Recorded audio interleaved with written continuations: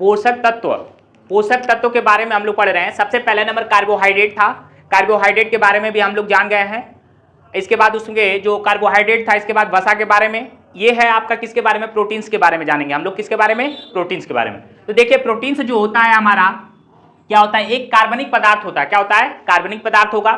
दूसरा जो करता क्या, ये हमारे शरीर में जितनी टूट फूट होती है उसको क्या करता है, मरम्मत करता है। क्या करता है, मरम्मत करता है। दूसरी बात ये भी है कि ये जब हमारे शरीर में ऊर्जा की कमी होती है तो ऑक्सीजन के रूप में हमें क्या करता है, ऊर्जा को क्या करता है, प्रदान करता है। और ये हमारे शरीर के अंदर जीव द्रव्य का भी क्या करता है, निर्माण करता है। मेन रूप से यही है कि हम जान सकते हैं प्रोटीन एक जटिल कार्बनिक पदार्थ है। दूसरा ये हमारे शरीर के अंदर जीव द्रव्य का क्या करेगा, निर्माण करेगा।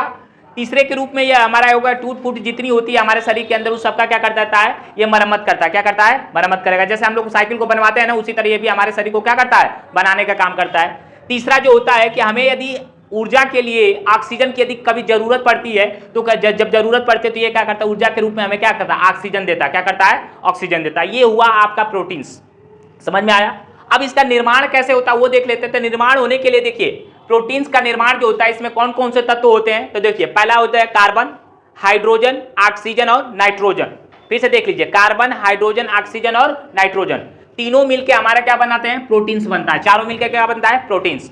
अब देख ले, प्रोटीन्स का जो छोटी इकाई होती है, सबसे छोटी इकाई होती है, वो 20 अमीनो अम्लों से मिलकर बनती है। अमीनो अम्ल से मिलकर बनती है। मतलब ये अमीनो अम्ल जो होता है हमारी संरचनात्मक इकाई जो होता है हमारे शरीर में जितनी छोटी बड़ी होती है उनको क्या करता है, बनाता है। तो ये अमीनो अम्ल जो होता है, जो प्रोटीन्स बनेगा 20 अम्लों से मिलकर बनेगा। क्या होगा, 20 अमीनो अम्लों से मिलकर एक प्रोटीन का क्या करेगा, निर्माण होता है। समझ में आया।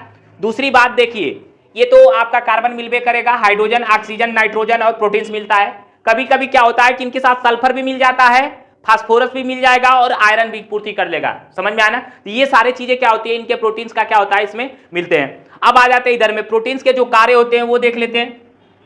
पहले ये देख लीजिए कि किससे मिलता है। प्रोटीन्स का मिलने का कारण जो होता है, निर्माण देखिए क्या होता है, मांस के अंदर मछली, दूध और अंडा। मेन रूप से ये आपके क्या है, खाद्य पदार्थ हैं जिसके अंदर क्या होगा, ये मौजूद होता है। किसके अंदर, मांस, मछली, दूध और अंडा।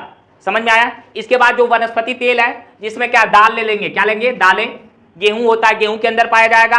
मूंगफली और बादाम, मूंगफली और बादाम, ये वनस्पति तेल है, इनके अंदर क्या होता है, ये मिलता है। इसके बाद आ जाते हैं हम लोग प्रोटीन्स का जो रोग होने वाला होता है, तो वो सबसे ज्यादा जो होता है सूखा रोग होता है। किसके अंदर होता है, ये बच्चों के अंदर। जो बच्चे रहते हैं 6 या 7 महीने के रहते हैं उनके अंदर होता है, 1 साल के अंदर होते हैं। क्या उनका को सूखा रोग होता है। सूखा रोग आप जानते हैं क्या होता है। सूखा रोग में बच्चे की क्या होती है, पूरा उसको एकदम पतला सा रहेगा, मतलब किसी कुछ भी खाए पिएगा, मतलब उसके शरीर का विकास होना मुश्किल होता है, तो वो सूखा रोग होता है। इसको हम लोग बोलते हैं मैरास्मक हो एक रोग होता है। अरे सूखा रोग को मैरास्मक बोलते हैं। एक और रोग होता है क्यूसियोकोर, ये एक प्रकार का रोग होता है। 2 रोग इससे होते हैं आपके।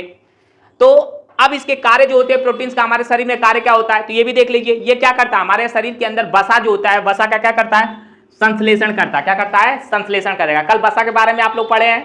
दूसरा क्या करता है, शरीर के क्या करेगा, वृद्धि करेगा।